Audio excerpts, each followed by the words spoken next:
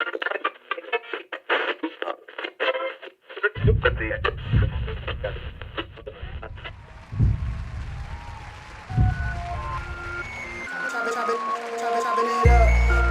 with G and Z. Chopping it up. Chopping it up. Chopping it up.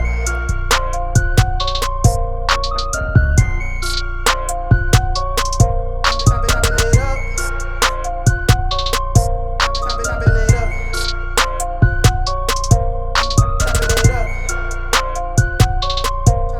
Chopping it up with G and Z. All right, what's going on, everybody? Welcome to Chopping It Up with G and Z. We got a special guest this time around for episode 4.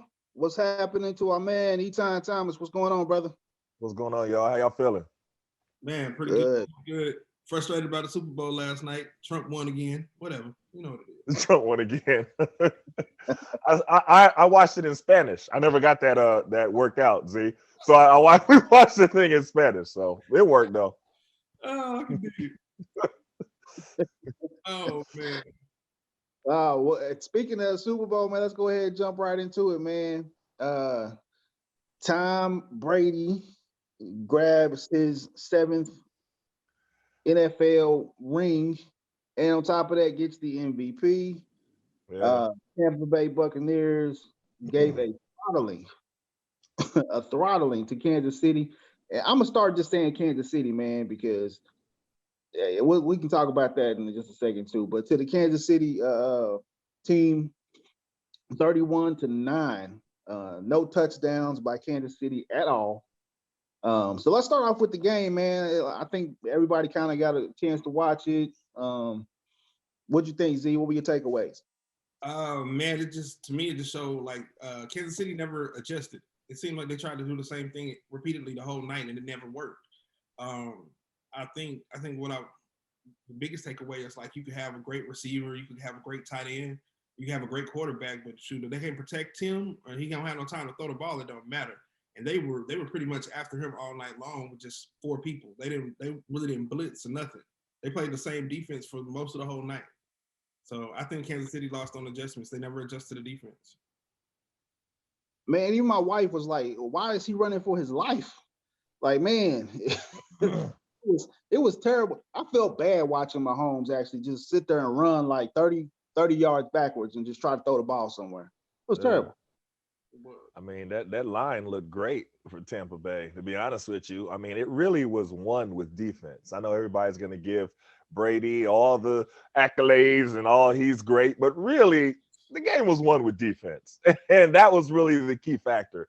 And it's just amazing. I love seeing how diverse their staff was. I mean, all the black coaches that they had on the staff, talking about Tampa Bay. And then they had, some women on the staff. And it was like, that's the way a staff should look. It should look diverse. You know what I mean? You look at all these other teams and literally it looks like the GOP cabinet. You know what I mean? Like back when you would show those images of like the Trump cabinet and it just be, I'm like, dang, there ain't nobody different. That's the way it would look. But I was happy for that. But the Tom Brady part, it's just interesting because you see today now all the discussion on all the shows, all the everything was like he's the greatest athlete ever to walk the planet. I'm like, whoa, that's too much. You know what I'm saying? That's way too much. He had a good Super Bowl. Congratulations on the 7th ring. He's been doing great, but the greatest athlete ever? Come on now, that's too much. Bro, let me tell you what I don't want to hear. I don't want to hear Tom Brady and athlete in the same sentence. You can tell me Tom Brady's the best quarterback or the most winningest quarterback, but an athlete from a man who ran a 4.8 40 when he was 19, like, come on, that's not an athlete. Yeah. So the one thing, man, that we know we're gonna end up having to hear this all week long. They're gonna keep giving Brady his flowers all week. Yeah. Start putting him up there with the likes of MJ and we've never seen it before type of thing.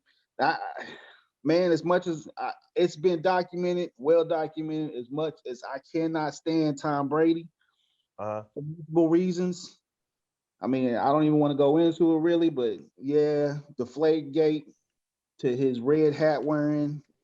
Ugh.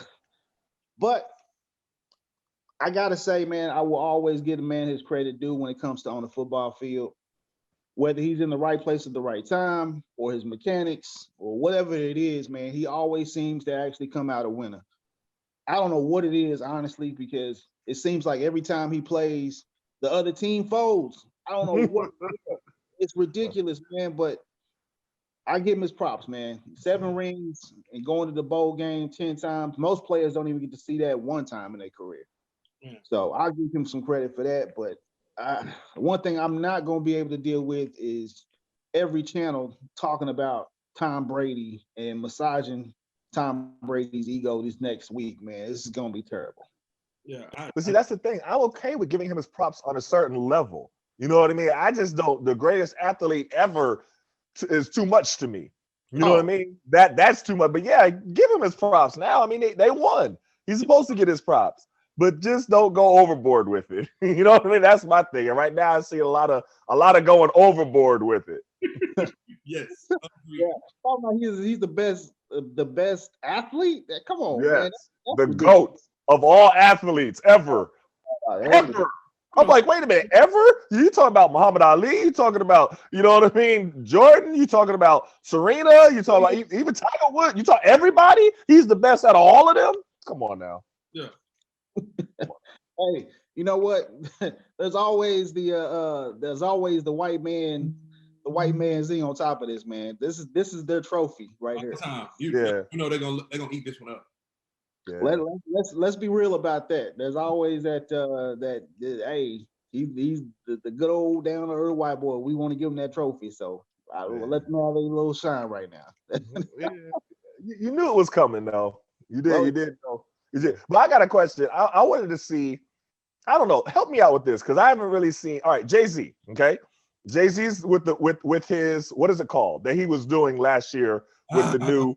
Okay, so is that what we saw with the last night? And nothing against the weekend. I ain't got no problem with him. But what was it that he was supposed to be in charge of the production of the Super Bowl halftime show to show social change and everything? That was what they said, right? They said that was his thing, right? Because then he said we're gonna move past Kaepernick. Right? Yeah. No, we don't need to be kneeling no more, right? We're past kneeling, all that stuff. And now I'm gonna be in charge of this. I ain't seen nothing, Jay, not even with the entertainment part. Your one job was the entertainment part. Okay? Help me out, Z. Help me out. Let me tell you where I was frustrated. I was like, so you mean to tell me you don't have a country dude sing with Jasmine Sullivan? Like, why? Man. Why is that? Because he's killing her. I just needed Jasmine Sullivan. I didn't need whoever he was. Like, whoever he was. And then the weekend, I was like, Jay-Z, I need better from you, man. Where's your wife? Like, bro. I'm saying. You are married to Beyonce. You know what I'm saying? It's not like you don't know nobody. Yo, I don't know if it was just me, man, but I think that was the consensus from everybody. It doesn't matter if you left, right, middle, center, all the way to the end. Everybody thought the halftime show and it was just like weird. Like, okay. But I don't know a lot about the weekend, but he strikes me as a weird person anyway. So right. If that's like his regular thing but I don't know. And see, my criticism isn't necessarily towards the weekend. It's just that more Jay-Z said it was specifically going to have to deal with social change. Yeah. That was my thing. I didn't hear nothing about no social change in the halftime performance. Nothing. So what they did was, like, I don't know if you were able to catch like the beginning of the Super Bowl before kickoff. So before kickoff, they had like Alicia Keys and they had like a whole bunch of NFL PA announcements and so forth. Yeah, I did see that. And then the poet, Amanda Gorman, she was dope. She came in and did her thing. So they tried to. Everything was pre-kickoff though. There was like nothing during the game. So was that Jay-Z's department pre-kickoff? I don't know. I want to know what Jay-Z did. I don't want to get off that. What was Jay-Z's responsibility? That's what I want to know. What can he do? What can he say? This is what I did for the people. That's what I want to know. If he says that he did Amanda Gorman, okay, cool. That's what you did. I ain't even heard nothing about Jay-Z. Have you? Nope, I haven't heard anything. Man. What were you responsible for? I don't know. Hov? That's what I want to know. Hov got his check, homeboy. That's what Hov said he was responsible for. I'm responsible for getting his check. For getting this check, man. Telling us all to move past Kaepernick. Bro. I think I can't let that go. Can't let it go, man. Mad at it, man. You know? Let's pivot towards like the NBA. Okay. We got some NBA stuff we want to talk about today, man. All right. I think all right. Go ahead. I'm sorry. Chopping it up about the NBA, man. Let's start with the buzz right now. The buzz right now is all about the All-Star game. And okay. so y'all know LeBron came out and was like, yeah, I'm not even feeling the All-Star game. I'm not, you know what I'm saying? I wish we didn't even have to do it. The NBA itself has semi came up with the venue for the All-Star game. Mm-hmm. Thoughts, man? Do y'all even feel like this is y'all feel like this is a necessity, man? You think it's a dumb move for the NBA if they do a full onslaught for All-Star? What's your thoughts? What you think? You want to go first? Bro, you know, the crazy thing is like, because you know, we had these conversations. So I'll go first and I'll let you do your thing. Okay. So like, here's my thing. So you're gonna tell me like, hey, we're thinking about doing an All-Star game and this is the possibility. But then 2 days later, you send me a thing and say I can't go and hang out and watch the Super Bowl. Right? They sent a league memo that said, hey, don't be watching Super Bowls and large gatherings, blah blah blah blah blah blah. Well, don't tell me about an All-Star game where you're gonna have 30 people from different parts of the country all fly in the same place and mix up COVID. Like to me, it's backwards. I don't think there should be an All-Star game. I think they should do what the NFL did. Hey, you were voted into the All-Star game. It'll go down like you were an All-Star, and we leave it at that. And at the beginning of the year, I thought they said during the All-Star break this year, they would just give everybody else 5 days off to be with their family. And that's what they initially said at the beginning. So to me, it's a stupid idea. Now I will defer to a time. No, that's a good point. You know, but one of my things, now, you know, I'm always someone who, like, as far as LeBron goes, I've been kind of on his side with a lot of the different stuff. I just have a question with this, okay? So his issue, he came out so strong against the All-Star game, right? But you also came out and you said, well, I don't know why, you know, high schools aren't playing ball, because he's talking about his son playing in California, why high school ball isn't playing even though professionals are playing. And I was like, that was a little weird statement. All right. Yeah. Then he said, well, I definitely don't want to go back to the bubble, you know, so if they're even thinking about that, you know, that's not what I want to do. Okay. All right. You don't want to go to the bubble. Okay, cool. And then he's like, oh, but now you want to have us to go to the All-Star weekend. It's so terrible. And it's just not consistent to me. So if he would have consistently said high school shouldn't be playing because of COVID, you know what I mean? A bubble should be able to keep us safer. And then said, I don't understand why we're doing the All-Star weekend. Then I've been okay, cool. Consistency. I'm with that. But now why are you pushing for high school who has no funds, who their COVID protocols are probably the worst of the worst? Probably had all this spray stuff down and tell everybody to social distance, and that's it. You know what I mean? But you pumping for that high school, you know what I mean, athletics to start. You've been the only thing that's been successful with a proven mechanism has been the bubble. Now I understand all the other parts of it, but you shot that down immediately. No, we do not want to go back to the bubble. Whatever we do, no bubble for us. That's what he said. So what's the difference with All-Star weekend? Like that, what is the difference with the COVID protocols that are going to happen every single game different from the All-Star weekend? That's my question. I'm not mad at that at all. That makes total sense to me, man. I didn't even look at a consistency standpoint from LeBron's. But I mean, that makes sense. My thing is, I actually agree that I don't understand why they would want to do an All-Star game unless, you know what I'm saying, everything was on the down end. Like if they could come out and be like, okay, the COVID numbers are which they are kind of coming down, but it's still not coming down at a good point. This is just, you know what I'm saying, pre-spike level. You know, I would understand if the NBA would be like, okay, you know, everything is cool now. We got this venue, and we're gonna do this. I'd even be cool if they just came out and did the same thing like the NFL did, which is crazy to even say because usually the NBA is like 10 times, 10 leagues above what the NFL does. Agreed. I think the NBA would have been better off just saying, okay, we're going to limit the All-Star break to just, we're not going to have an All-Star game. We're going to announce the All-Star participants. I'd even be cool if they did like a straight up challenge. If they just threw in like a 3-point challenge or a dunk challenge or something like that and just brought in a couple of people to do it. And it was like, you know what I'm saying? No crowded up. Just something. You know what I'm saying? I'd be cool with that. All of those events are made by the crowd. Like, I don't want to see a 3-point contest with no crowd. I don't want to see a crowd contest with no crowd. It makes no sense to me. And I think the crowd, the people in the front row reacting to the slam dunks is almost as much as you watching the slam dunk show. Right. You know what I'm saying? That's true.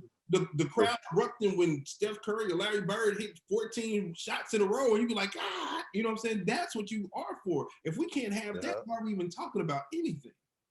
So they're not talking about having like people in the crowd, right? Or what are they talking about? From what I understand, there was like no people in the crowd, or maybe like the limited people, like they've had like the 1,200. You know what I'm saying? That thing he's talking about, like 20. Oh man, that limited people been growing. Like they say limited. I be like, define limited, because it. You know what I'm saying? Because they be saying limited, and I look up and like that look like a lot. That don't look like limited. So what's the definition of limited?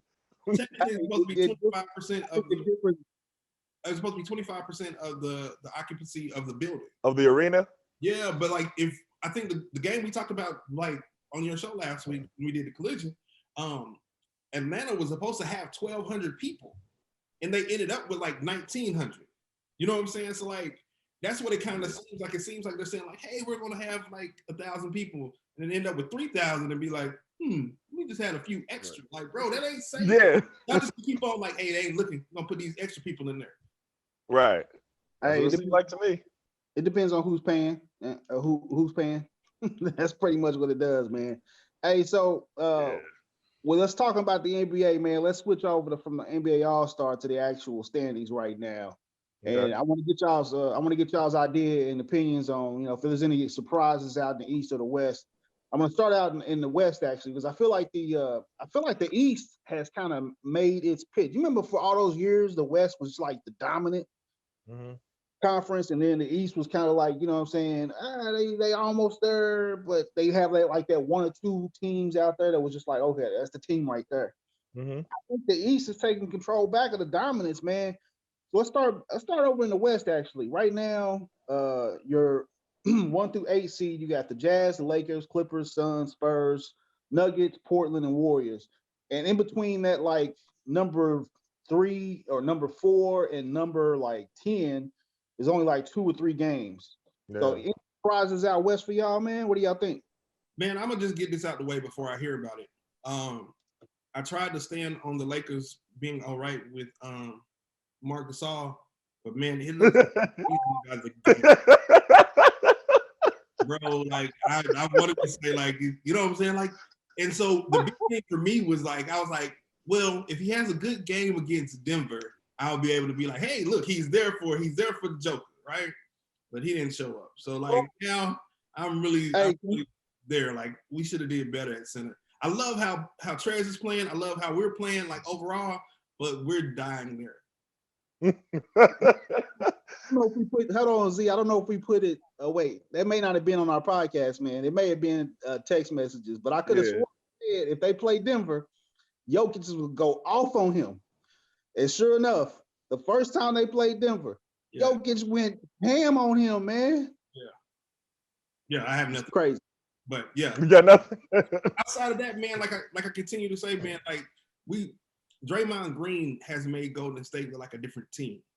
And definitely. So I like how they playing. And Steph is like ultra aggressive right now. And Kelly Oubre has came back. So I like the West. I still think the West is better than the East. I think the East is top heavy. But I think the West overall is like a better. I don't know about that one. I mean, if you go team for team, I might have to give the nod to the East. But just going as far as the West, one of the teams that surprised me was Phoenix. Now, they have played very well the games that I've watched them. And you got to give a lot of props to Chris Paul. The way that he is like control, and it's interesting because, you know, you look at different situations like when he was in Houston and it just wasn't really working. And it's like, well, why wasn't it working there? He had a crew down in Houston, but really the way he's just operating and putting everybody in their place. And it shows what a good point guard, even an aging good point guard, can mean for a team. Because Phoenix, just think about last year. Think about last year to this year.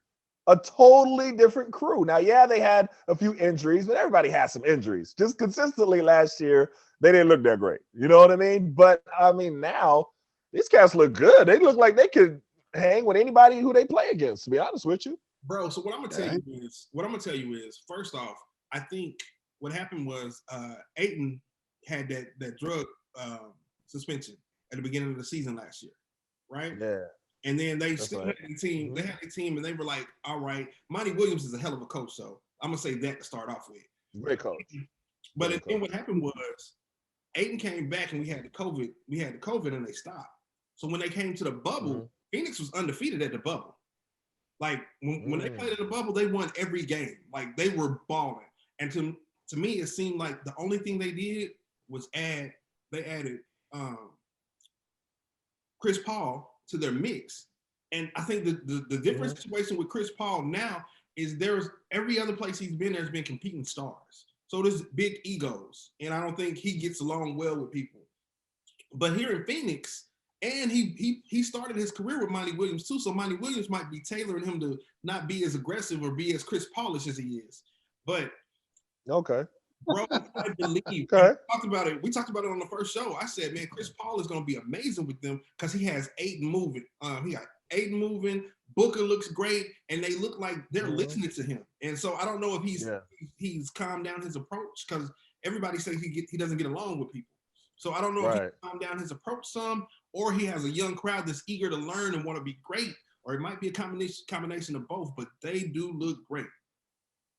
Man, I honestly feel like it's because of the age difference in that camp. I mean, you got to think Etan is what, 22 maybe? Booker might be 24. Yeah, Booker's like 24. So you got it's a lot of young cats there. But I'm surprised we're not talking about the number 1 seed right now, man. The Utah Jazz of all people. Bro, this is I'm gonna just jump out here. So does it seem like when Shaq said that to Donovan Mitchell? Like I don't know, the team was like F Shaq too, but bro, yes, exactly. They went to another gear.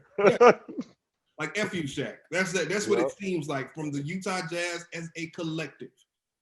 Yeah. Well, you know what? Honestly, man, what I think is the Utah Jazz have been the Utah Jazz all season. To be honest with you, we know they got Donovan Mitchell. Even though Rudy Gobert is not like he's not like an offensive all-star to me or to anybody. He plays just enough offense to make you respect it, but that defense and that length is pretty top notch, man. Yeah. But also, the guard has been playing his butt off. I'm not talking about the point either. I'm talking about Ingles, the white dude Ingles. Ingles is a small forward. Ingles is like 6'9". He's like a small forward. Yeah, he plays perimeter. He plays perimeter though, man. He is actually going ham this year, bro. But he's always been top. He's been one of the top 3-point shooters the last 5 years, man. Yeah. So I mean, they've been doing a good job, and I think what's contributed to them actually gaining that number 1 spot has been our couple of losses this last couple. And I think AD, I think he's going to be out a couple of games too coming up. So I saw that Achilles, right? Yeah, man. Yeah, I'm like, dude, sit him down, heal him up. We can make the playoffs. I don't care if we are number 3 or 4 seed. You know what I'm saying? Make the playoffs. That's the number 1 goal, man. So get them healthy. What y'all? But wait, don't go yet though. What y'all think about the Clippers? Oh, they've been looking good. The Clippers been looking good. Man, yeah. My thing with the Clippers is, man, they can look good all day. I don't trust playoff P. And you know what I'm saying? They were one of the best teams in the conference last year. But bro, he ain't showed up in no playoffs, man, for like 3 playoffs in a row.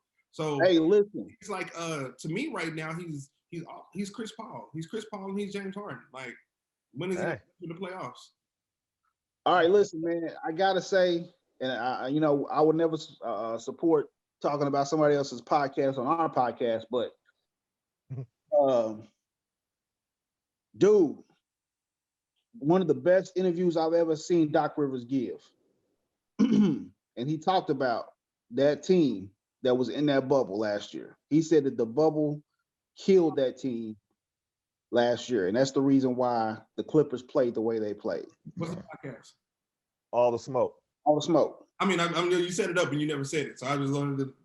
My bad, man. My bad. Yeah, on All the Smoke podcast, Doc Rivers. I would challenge everybody to watch that interview too, because Doc goes into the whole Chris Paul thing as well. He dives into it, and everything that we said about Chris Paul, Doc pretty much says the same. Oh, is that right? Yeah, it's hilarious, man. He was like, Chris Paul has a way of being Chris Paul. But, I mean, he was people the wrong way. You've heard, and he does. He does. Yeah. Yeah. So it's not the first time, but I'm gonna say this, man. They got a new coach, and I feel like the dynamic between playoff P and Kawhi has actually been better this year, man. If you watch them play and the way they play off of each other, they're pretty much good. I mean, their losses have been to top tier teams, although a couple of them they seem like they were a little off. But here lately, man, they've been clicking. They've been clicking. Now the only thing I would say is I don't know what happened. I don't know where his game went, but Lou Williams, man, I'm like, what happened to his game, bro? I don't know, man. But if you heard what they talked about, kind of like off season, what I continued to hear was like Lou Williams and Montrez were both not impressed with the way that Paul George and the Claw what they did in practice and them sitting out games, and they said that's one of the reasons they didn't re-sign Montrez, because he was super vocal about it. But they said Lou Williams was vocal about it as well. He might not have been as vocal, and I know Paul George and Montrez got into it in the bubble, but man, to me it seems like, I don't know, he might not be connected, or he just might not feel in sorts with him or something. That's the only thing I got. Yeah. Okay, well, let's move over to the East real quick, man. With the time we got left for the NBA, out the East we have seeded as is the 76ers, the Bucks, the Nets, Celtics, Pacers, Hawks, Hornets, and the Knicks round out the top 8. What y'all think about the East, man? You cannot tell me that you believe in anybody below the Celtics. Like if we matched up 1 through 8, East and West, I trust a lot of the people below 4 on the West than I do on the East. I don't think. So who's at the bottom? Who's at the bottom of the West? The bottom of the West, you got the Suns, Spurs, Nuggets, Portland, and the Warriors. The bottom of the East, you got the Pacers, Hawks, Hornets, Knicks. Well, the Celtics too. That's everything from 3 on down. Celtics. I mean, I've been kind of surprised by the Hornets. Agreed. You look good a couple games. I don't know. I've been a little bit pleasantly surprised. I mean, some games they don't look great, but some games I'm like, white boy from Boston. Hayward. He looked good a couple. I'm like, man, he out there hooping. Like, way to shut me up, because I was not feeling it when they first signed him to that. I was like, they signed him to what? But he out there hooping. I mean, they look pretty good, and I like what Atlanta does sometimes. I think that sometimes my man he's like a poor man's Steph, which is still really good, but he does stuff that only Steph can do that. Like, it looked bad when you do that and it misses. You know what I mean? Like, it's hard to explain. Like, when Steph do it, it looked crazy, but it be going in. But sometimes he do it look like, you kind of do it too much. But he nice in the mug. Don't get me wrong. Dude is nice. But I don't know. I think just sometimes some of them shots, I'll be like, oh, that would drive me crazy as a coach. Like, because it's like those shots where only Steph can do that. I don't know nobody else on earth that can do some of those shots that he do. Not really right now. I'm going to who else? I'm going to say Damian Lillard. Oh yeah, Damian Lillard. But Damian Lillard also he'll be taking like them far away shots and he'll be doing the step thing, but it won't look the same. Like Steph do something, it looks like he's just throwing stuff up there. Honestly, sometimes like he won't even be open. He'll just throw it up there. Like Damian Lillard, he'll make a move, he'll step to the side, do that step back thing. He'll be far away, but it looks like a good move. Like he's created the distance. He looks open. Steph don't even look like he open on half of the shots that he do. They just be going in. Now, when my man Trae Young do them and they miss, it just looks really bad. You know what I mean? Yeah. He's nice, like I'm saying. I'm not saying he's not nice, but I don't know, man. I don't know if he's ready to do Steph-like stuff quite yet. That's what I'm saying. What do you think? What is this? What is the third year in the league? I think number 3 with the Hawks. Yeah. Third year, man. I think he just give him time, man. But the crazy thing is, like, you know, man, Yeah, I'll give that. Give him time. and we've talked about this multiple times. I called Etan immediately the first time I seen Trae Young and said, bro, this is the most amazing 11th grade I've ever seen in my life. He was in 11th grade, so he's been right a long time too, though. So I just think he's still got to understand his game, learn when to do that, when not to do that, when to take that shot, Right. when to leave that shot alone. And I think he's still maturing, man. Yeah. Hopefully, I got you. I'll go with his ear will help him with that process. Yep. I So, agree. man, after hearing that list, y'all mean to tell me y'all are not shocked that in the A spot out east, there sits the dang on New York Knicks. I still can't believe the Knicks, man. I'm not And they're shocked. making moves right now. It's crazy, but they've been playing some solid ball. It's like they've gotten a defense. Like I don't know if you've watched them at all, but they've got a defensive like mindset in the way that they're playing, and now they got Derrick Rose, which is crazy that Thibodeau and had Derrick Rose with him on every single team he's coached. He's Bro. found a way to get Derrick Rose over there with him. But Here's what I got for you though, and this is I would have told you this, so it's not shocking to me at all, right? I think Tibbs is an excellent head coach. And Tibbs gets the most out of his players for like 2 years. Usually after 2 years, people stop listening to him and then everybody hates him. But usually every time he goes to that team, for the first few years, they always overperform. He does that all the time. So that doesn't shock me. What will shock me is if he can continue this on a long stretch, more than 2 years. Because that's where he focuses. He's just like Stan Van Gundy. Like wherever you go somewhere, it's great at the beginning. But then a few, like down the line, I don't want to hear him yelling at me or he's too, you know what I'm saying? And he always has problems connecting with players on a long term, outside of Derrick Rose. Hey, outside of Derrick Rose. Derrick Rose and them just click. I don't know what it is, but they just be vibing. hey, which is crazy to me because I feel like he jacked up Derrick Rose's career, man. I feel like if he didn't push so hard on regular like practices and pushing Derrick Rose's body so much, man, I think this. Or, you know, some of it's the way Derrick Rose played, though, too. No, I don't think That's what I think more. I think it's more how he plays. Agreed. He It had nothing to do with Thibodeau, man. The first time I seen him play, like really seen him play, I was like, bro, your body is not supposed to stop on a dime like that. There's no way you're supposed to jump and stop. And the things that he were doing looked so like aggressively, like it didn't seem like it was a natural way for his body to move. Yeah. And then he would land awkwardly. Like he would jump like all crazy and stuff like that. And his landing, it wouldn't be like you stick the landing like that. It would be like on one leg, kind of, I don't know. It was hard to explain, but it would look weird. It didn't look natural. It was natural or fluid. It was never natural. Man, like he do something and hop. And you'd be like, oh my God, you're not supposed to wait, that's not right. Can we just before we get off the NBA topic, man, I gotta say, with that being said, man, we gotta give credit and props to whatever LeBron is doing. Because this man has not had a major injury coming up 18 years in the league. Crazy. In the association. I mean, that to me is insane, man. When you think about, you know, just the human body and what it can actually do for 18 years of playing hard in the NBA. Now, LeBron knows how to actually take his nights off, his quarters off, and, you know what I'm saying, and rest up and do whatever he needs to do, but he's on the court, you know what I mean? And I think when you talk about how Derrick Rose would make moves, I feel like LeBron's game is so fluid. And that's one of the reasons why he hasn't actually been injured. Bro, I want you to never sit and pray right now, please. I do not want you to jinx LeBron right now, please. Let me stop. Then let me. I just want to give credit to LeBron for making it this far without any kind of a major injury. I think that's amazing.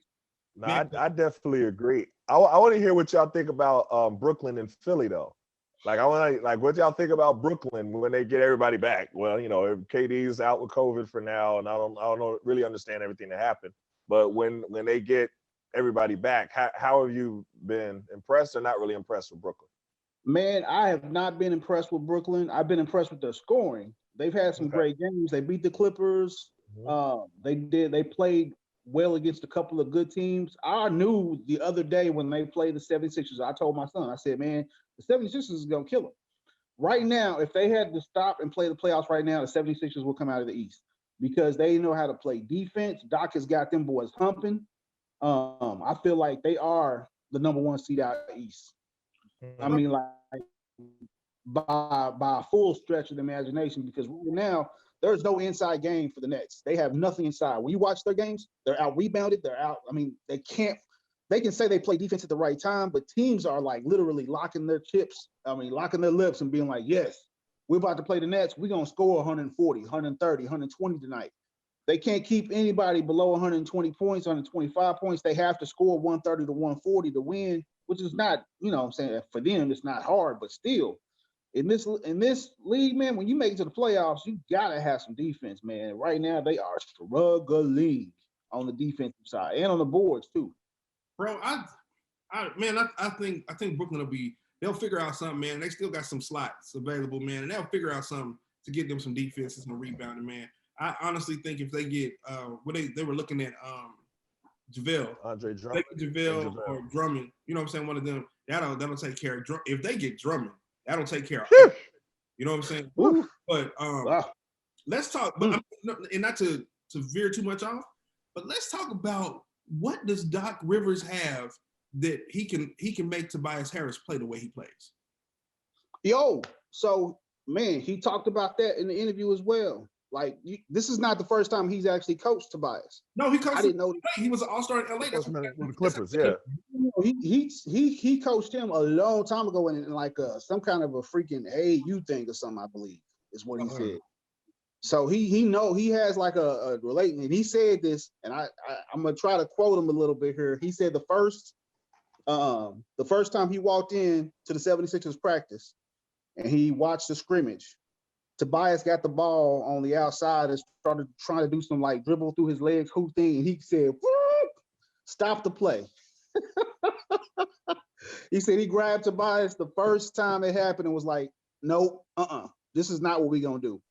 And he said, man, your main move is to basically go straight to the bucket. He's almost like one of those Kuzma players where I want you streaking to the hole. I want you playing, pick and rolls. I don't want you sitting down here trying to dribble, dribble drive 60 times, James Harden type of step back stuff. I don't want none of that from you. And he listened to him. So I think that's the change you see. I mean, to me, it's more than that, man. This because like he was an all-star before he came to Philly. Like when they got him, they were like, "Hey, we're trading for an all-star," and then he got there and he performed he was all right, but he never really. And I always felt like they had a lot of parts that didn't fit in place with each other. But now they're playing in a way where they all like it looks so much better than what it did last year. So I still think Brooklyn and I think Philadelphia. I think Philadelphia is a real team, especially with the inside, outside, the 16 point guard, bro. If they play the way they're supposed to play, man, that's a problem. One of them is supposed to get JJ Redick soon. They said he was trying to go to Philadelphia. They said he was trying to go to Philadelphia, Brooklyn, or was it the Celtics? It was all like Northeast teams. Like I think it was Boston. Yeah, I think Boston was the third one. But man, if any of one of them teams, I think if Philly gets him, Philly is the one. Yeah, because Brooklyn, it don't mean nothing to me on Brooklyn. Nah, it don't mean nothing. Brooklyn doesn't need him. Yeah, agreed. Yeah. If you go to ask me, I'd rather have Oboe than Redick anyway. Who? The little dude. Yeah, I'm talking about Joe. Joe, yeah. Joe Harris? Joe Harris. Yeah. I like Joe Harris. Yeah, all right, man. We kind of went over for the NBA here real quick because, man, we can stay on this one for all day. Well, let's do some chopping it up with the current political strife. What's going on in the world today, man? This the coming up week, starting tomorrow, is the second impeachment of your boy Donald Orange Man Trump. The Senate trial starts up, and then I guess they're gonna be doing the arguments. I don't know if they're gonna be bringing in any witnesses, which is kind of weird to me because everybody is there was a witness. So I don't know how the case is going to be set out. Apparently, Trump sent his legal brief back. I guess his lawyers are going to be arguing that it's not constitutional to impeach him, and that they're basically going to be arguing that what he said was all free speech. So that's what we know so far. Y'all thoughts, man, on the upcoming impeachment? Number one, do you think it's going to happen? And number two, how do you think this trial is going to go? Well, I think it's really interesting because I was, and we were talking about this on this other program. Do you think that the Republicans would try to run him again? That's the question. Or would they go a completely different direction and try to, because really, even going back, he had no qualifications. He had no previous experience. All he had was racism. That was like his main platform. Yes. But it almost worked. That's the crazy thing. It almost worked again. Right. I'm talking about it worked the first time. It almost worked again. And really, if the little things happened differently, he would have won. Again. That's the crazy part. And the crazy part is that, okay, you know that there's a certain segment of the population who racism is going to be their dog whistle anyway, right? Mm-hmm. But I thought that when he specifically, through February, through March, through April, the way he mishandled COVID, yes, and the way he was telling everybody to open up and telling all the red states to open up, and then how many people died as a result of that, in specifically red states, right? When he was pumping him, he was like, let's open up by Easter. It's all going to go away. Take this hydrochloroquine and and everything's going to be all the weird stuff that he was saying, right? I thought that was going to be enough to make even the racist people be like, okay, no, we ain't messing with him no more. Now that's he doesn't cross the line. But that still wasn't enough. So that tells you how strong racism really is. Agreed. That's crazy to me. So I say all that to say, I think the Republicans are pushing for him not to be impeached and doing everything that they can so they could possibly run him again the next time. And I think that would be absolutely amazing to me if they actually try that again. But so my thing is, though, which is, and it's probably just along the same lines you're thinking, I think the Democrats are so heavy on this that he can't run again. I think the only thing that comes out of this, if he's impeached, he can't run for office no more, and they don't have to deal with it. I think that's why they're forcing this the way they are. The crazy thing to me is like the way he mishandled COVID, the racism, the way he did not do anything with the racism and the police, like he mishandled all of that, right? Everything. Then I think the nail in the coffin was the way that he and I ain't gonna say it's the nail in the coffin because he barely lost, but I think the debates were the thing that swung the people who might have been like, he's racist and I'm cool with the racism. Like if you had any thought where you were like, hey, I might not vote for Trump, I might not. I think the final straw was the debates that turned people off that were still hanging on. But how? Why the debates? I think when you seen the exit strategies or the things that they look at after the debate, most people felt like the way that he was talking and just the disrespect and the way, you know what I'm saying, the way that he treated answering, especially the lady, like the way like the lady asked the questions and he like totally refused to hear what she said or stop when she said stop. That turned a lot of people off to me. He did that, but he did that before with Hillary. He looked horrible in the debates with Hillary. But I think even people that didn't like Hillary, you could tell by watching that debate. Okay, Hillary knows what she's talking about. He knows nothing. Agreed. But that didn't turn people off from that, and he was still doing the same Donald Trump stuff, being rude, being dismissive. Trying to. He looked like like one of your kids that ain't read the book, but they trying to give a book report on it. Agreed. You know what I'm saying? And you sitting there looking, you like, Did you read this book? You ain't even giving no particulars. You don't know what you're talking about. That's what I thought of with Trump that whole time.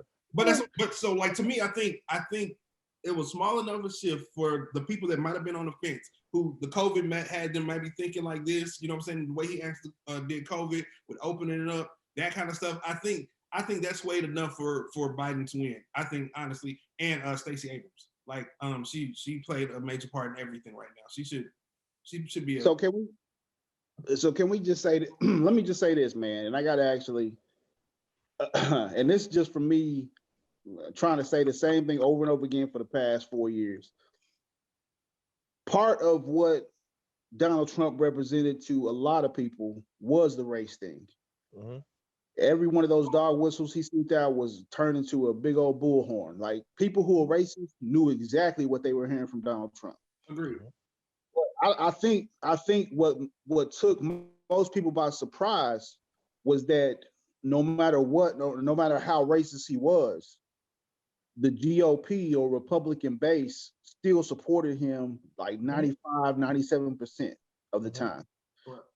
And I think what people miss is the fact that for years, and I said this and I've been saying it, for years, Fox News, right-wing media, right-wing talk radio, right-wing podcast, right-wing Facebook, all this right-wing echo chamber has literally pumped out a hatred for Democrats that goes beyond racism. People, I'm telling you, man, if you talk to a regular Republican in deep red, like we in Oklahoma, or you talk to a regular Republican in one of these other states, the one thing that unites them is their hatred for Democrats. And it don't matter who's at the top of the ticket. It could be the craziest man of all time. Adolf Hitler could be running as a Republican, and there'll be a Democrat next to them on the poll lines, and guess what happened? They will pick R. They call it tribalism, but I'm telling you, man, it is so entrenched right now. And I think people call it polarization or whatever the case is. No, literally, there is a full set. Because I mean, I think, you know, with us, man, we may be open-minded enough where, let's say if it's a race and it's locally and we get a chance to review each candidate, if one candidate is crazy as hell, I don't care if it's a D or an R, I am not going to vote for it. Mm-hmm. If the candidate is cool and they showing a platform of helping out people and it's a Republican, I don't mind voting for them. Mm-hmm. My card says independent, but I think Republicans are so entrenched into their viewpoint, man, that it's echoed everywhere they go. But I think they will never vote for a Democrat, no matter what. Democrat, I think that's what they feel. I feel they can say I hate Democrats or whatever, but that's racism. To me, they stand behind that because it's race. They hate Democrats because Democrats don't. To me, it feels like it's a racism thing. I don't think it's this. Hey, I hate Democrats.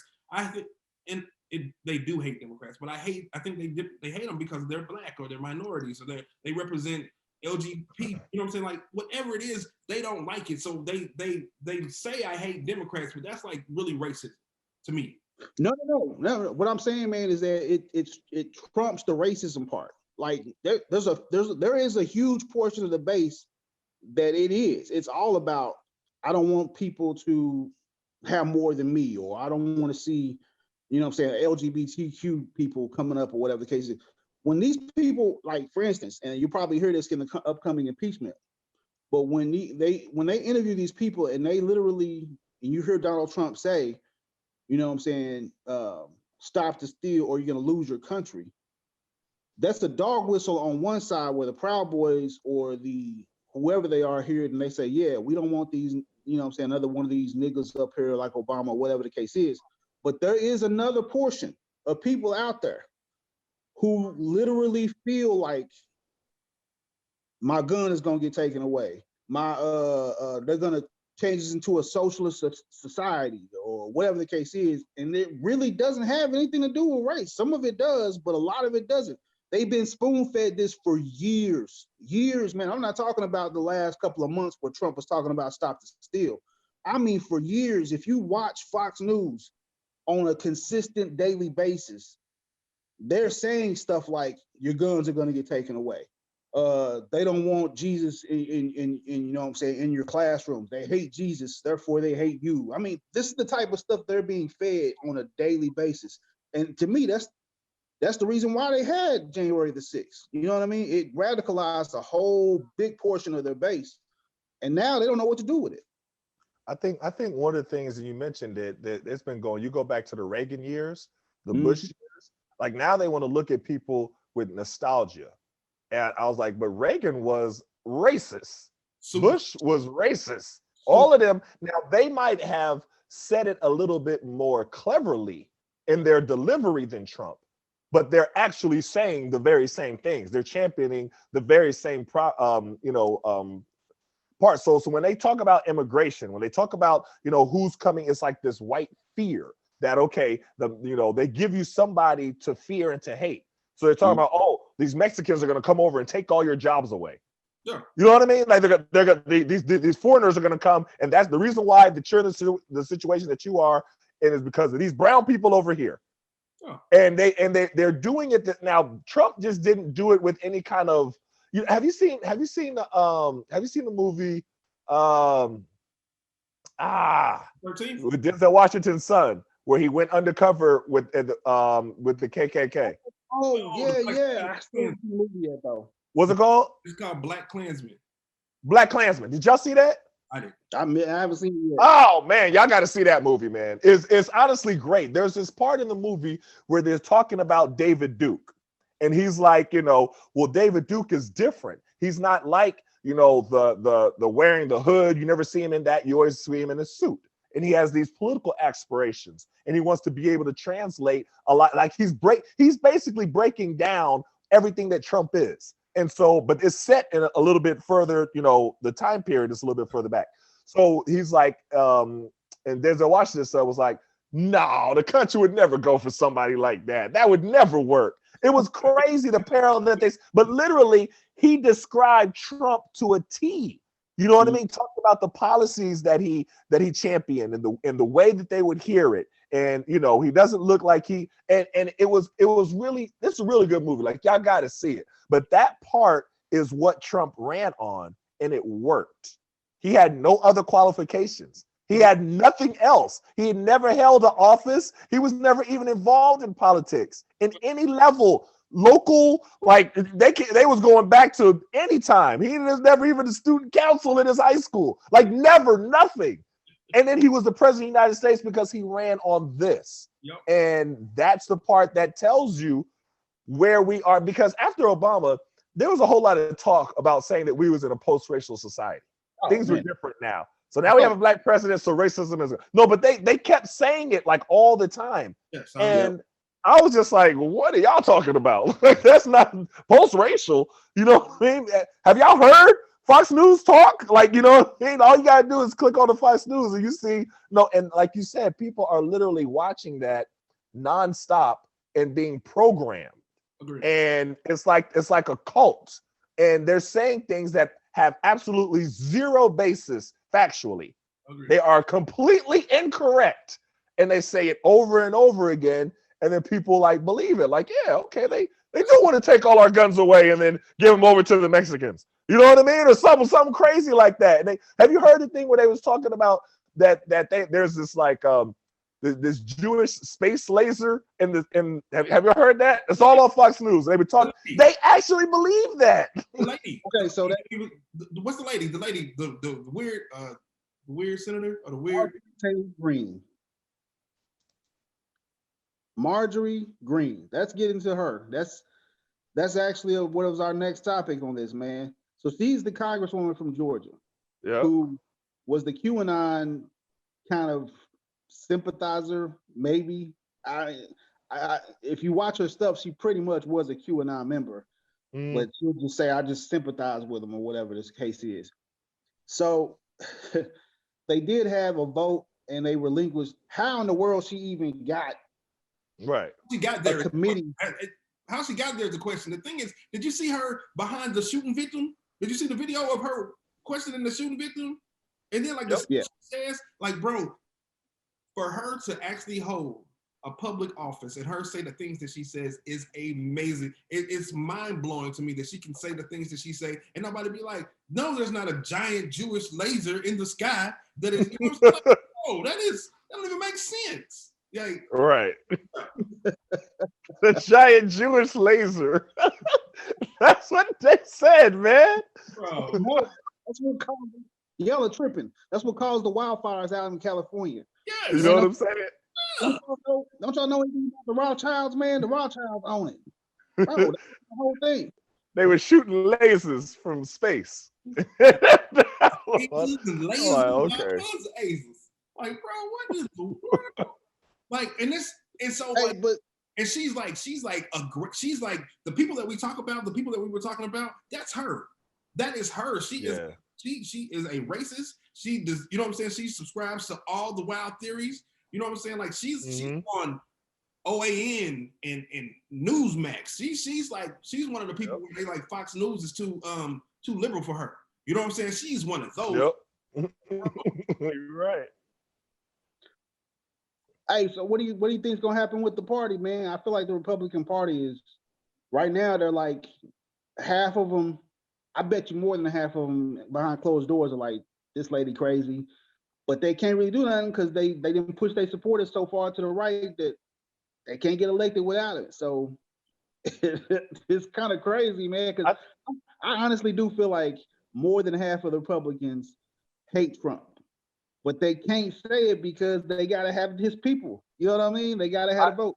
When I hear people talk about the Republicans and that not all Republicans are racist, and you see people on Twitter saying, well, you can't put all Republicans to believe this and believe that. I'm like, well, then are you a Republican or not? If you're a Republican, then you have so it's either, if it's not that all Republicans are racist, it's that racism isn't a deal breaker for you. Agreed. That's the thing. You know what I mean? So there's a lot of Republicans who maybe their main topics are something else. You know what I mean? Maybe their main topics are pro-life, or maybe it's, this or that, or whatever, tax breaks, whatever it is. Yeah. But if you could overlook this racism thing here, then that means that that's not a deal breaker for you and you're okay with it. Because when the way that Trump has laid it out, there's no middle ground. You're either on this side or this side. There is no, you can't play that role. Now, you could have played that role a little bit more with say Reagan, because the way that he did it, the way that he, you know what I mean? But with Trump, no, it's all outright. We have white supremacists that you champion that came on the U.S. Capitol and you was cheering them on and you was, speaking to them all the time through the debates and all that stuff. Yeah, that's clear cut. You know what I mean? You can't straddle the fence with that. And I think that right now Republicans are caught on, okay, do they go all the way for this? And it goes back to what I'm saying again, for the next election. They got to make a choice of which way they want to go. And the evangelicals, don't even get me started on them.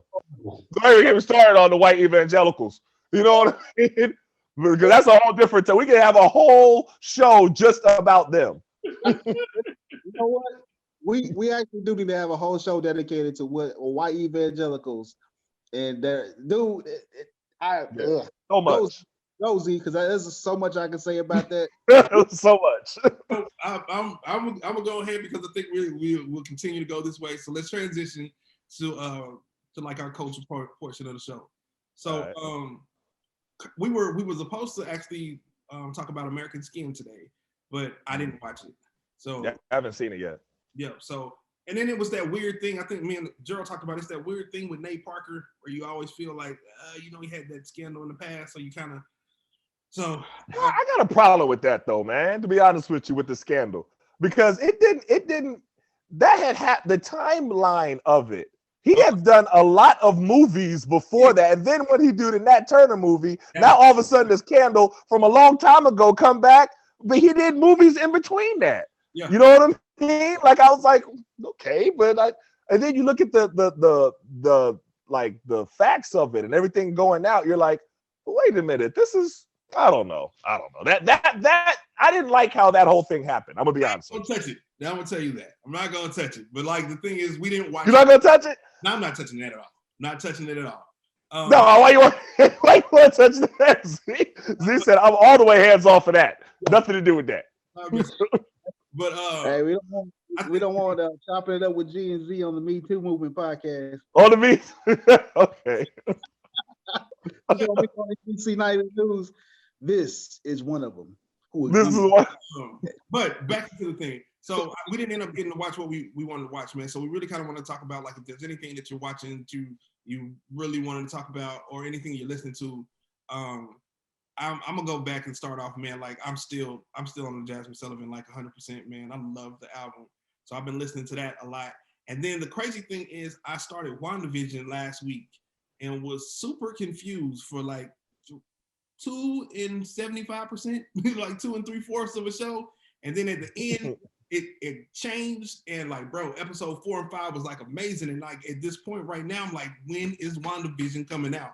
And it actually made me want to go and look at the Winter Soldier and the Winter Soldier and the Falcon series that was coming out too, man. So if you haven't watched WandaVision, I would tell you to watch that like immediately if you're a Marvel person.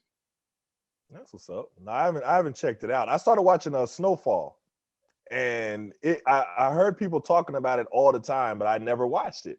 So I clicked on it, and I mean, it's good. It's pretty good. It's pretty intense, but it's good, and it's going back. You're seeing all the different stuff that, like, you know, this kid is trying so hard to get into this game, and it's like you're rooting for him to kind of survive, but then it's like, okay, but he's trying to sell cocaine. So it's like you don't want to really root for him that much, but you're just hoping he don't get killed. You know what I mean? Because it's like he's a young kid and he's a likable character, but he has no business doing what he's trying to do. So you're like hoping, all right, this dude gonna get himself killed this episode, or whatever it's gonna be the next. But it's a good show. It's a good show. Bro, what did you think? What did you think about Power Book 2?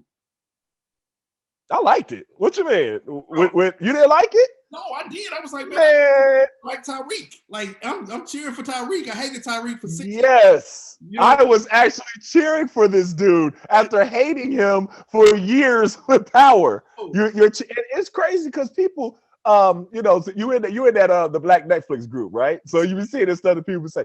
They was talking so bad about Mary J. Blige acting. I was like, I mean, what you want? Angela Bassett? You want what? I think she did just fine. I was like, what y'all want?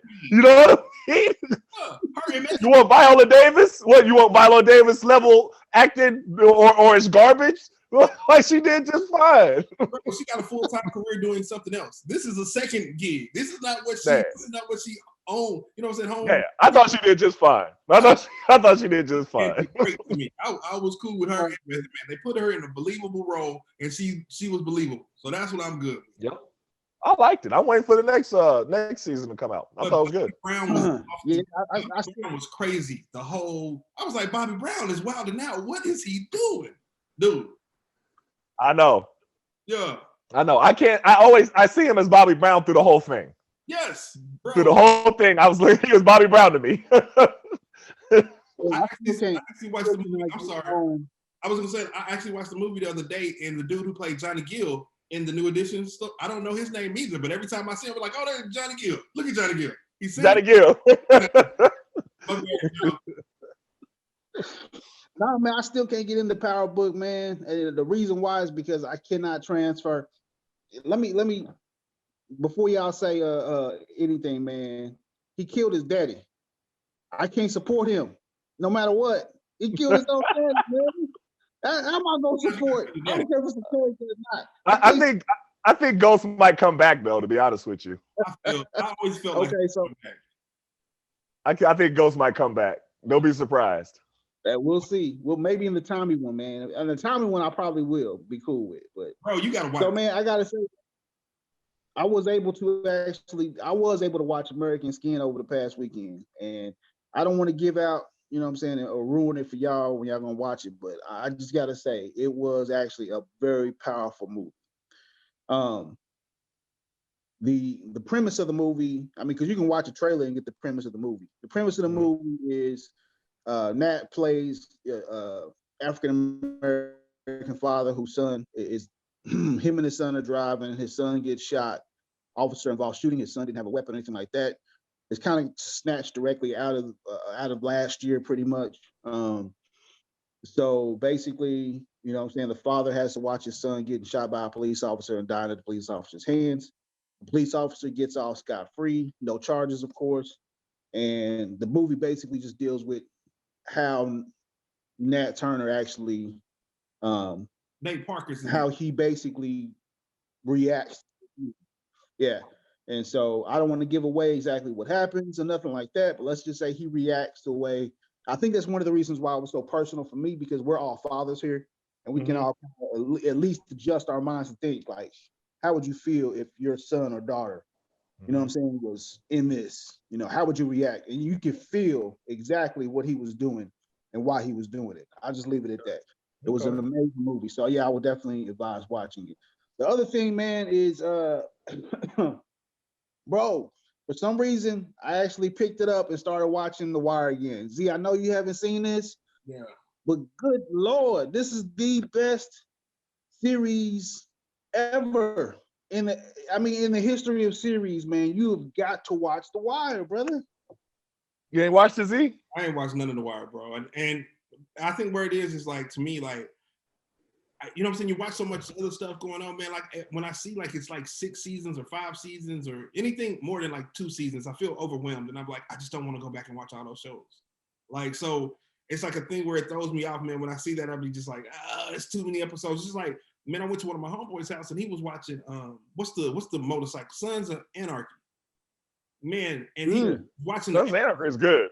Bro, let me tell you though. So I was over at my dude's house and he's watching Sons of Anarchy, and I'm looking at it, I'm like, bro, what is this? He said, it's Sons Anarchy. I'm like, what season is it? He was like, it's season 5. I was like, turn it off. I don't want to see it no more because I just don't want to go home and start from, you know what I'm saying? It seems overwhelming, man. So that's why it ain't nothing. Like, I heard everybody, I've never heard nobody say nothing negative about it. It's just like you were telling me about Oz for years. You remember how you used to always be like, Z, have you not? Yeah, you know what I'm saying? So sometimes if I don't start off in the front, man, it'd be hard for me to go back and watch a show like that, man. So that's the only reason. You know what?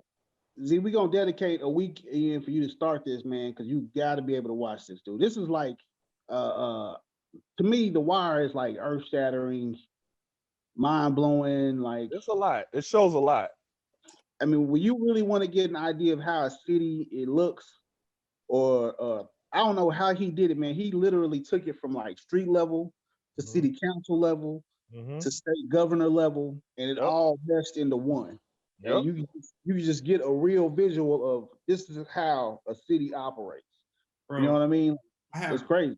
I have 11-year-old daughters and a wife. There is no way that I'm gonna ever find time to watch all of that. It's just, bro, I ain't got the time for it, man. Part of the things what we do right now is like when somebody tells us about a series, like when you told us about Ozark, we was like, and then we looked at it, it was like 2 seasons. I was like, we could do that. Or like when somebody was like, hey, you got to watch P-Valley. And I was like, and we looked, it's 8 episodes. All right, let's watch it. You know what I'm saying? But when I see multiple seasons, I'm like, nah. What you watching with your kids then? What you watching with your kids?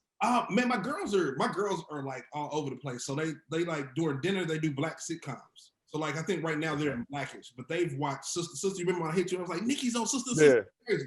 But they for every black like the Cosby's, like the only thing I think they have a different world, but like Fresh Prince, or like all of those things that we love, Sister, Smart Guy, they watch all of those. So that's what we kind of do. We either watch those shows or they're big into game shows and like Masked Singer. So we do like a Masked Singer. We do Press Your Luck. Remember, no whammies, that kind of thing. So that's usually what we do. And then we have like a movie night. So like we'll try to watch different movies. I'm introducing them to like Marvel. So we're watching the Marvel movies in the chronological order. So like that's really what we're doing lately too. But have you tried Casey Undercover? Have you tried Casey Undercover with him? That sounds familiar. I don't know. I'm actually getting into it now though. It's with Kadeem Harrison, you know, from a different world. He's the father. Yeah. And then it's Robert Townsend's wife in real life. She's the mother. And then it's you know what I mean? Oh girl, it's good. The episode, the storyline's good. It's cool. I'm into it. I want to say we watched that, man. They were big into like shows like that. They were like the Ravens, That's So Raven, and then Henry Danger. Like they were into those shows, and then they just transitioned to like black sitcoms. I don't know where it came from. But we're gonna watch all the black sitcoms, and so that's what they've been doing. Like, and when Family Matters. So Baby Sierra likes Baby Sierra likes Sanford and Son. She on a Sanford and Son kick. Oh snap! Dog, when I tell you, I be cracking up because she, her sense of humor. She, that's just her. Like she likes little quick comebacks. Yeah. You know what I mean? Like somebody say something like, "Well, you the dummy that tried to do." You know what I mean? Like that's just her. That's just her thing. That's her style of comedy. Sure. We be in there cracking up watching Sanford and Son, man. Yeah, cracking up. My girls will definitely watch Sanford and Son because it's one of my wife's favorite shows. I think that's her favorite show. But they'll watch. Hey, with that being said, man, let's end it off on this note here. If we could go back, I want y'all to pick your favorite black sitcom from the time we was growing up. Which one would it be? I mean, I wouldn't put nothing above the Cosby Show. I knew you was gonna say that. I could have answered that question for you. I knew you were gonna say that. But for me, man. Which one did you say, Z? I think the Cosby Show is the most important. I think there's no debate about that. The Cosby Show is the most important black sitcom ever, period. And I think after you say the Cosby Show, you can say Good Times. You can say, you know what I'm saying? Like Sanford and Son was up there. I believe the Jeffersons was up there. You know what I'm saying? And I still love, man. I love Amen. I love 227. You know what I'm saying? All of them shows were great shows to me too, man. So, but for me, my favorite all time is gonna be Martin. It's just that's what I like. My favorite black sitcom ever is always gonna be Martin. It was just for me. It was the show that connected with us when we were like it was us when we were, you know what I'm saying, 15, 16. It was like it was so much of like how life was for that. I can sit here and watch Martins all day long like I ain't seen them, bro. You know what I'm saying? So for me, I'm going with Martin. Hey man, I'm actually going with Good Times, man. For some reason, I always loved Good. It wasn't because of JJ. It was because of I always liked Michael, man. For some reason, I thought Michael was cool because I was the same age, and I was like, yeah. You know what I mean? He was the youngest of them all, and he watched the oldest ones get into trouble all the time. And also, that reminded me of my daddy because he was mean. When you was my show, man, I was like, yeah, this is straight up right here. This is straight up taking a book out of our lives, man, for real. You know what's crazy? When I watch a Good Time show now, I'm like, man, we used to get spankings back in the day. They don't even talk about spankings no more. Like it's a thing of the past for real. It's crazy, man. Yeah. No, spankings ain't a thing of the past, though.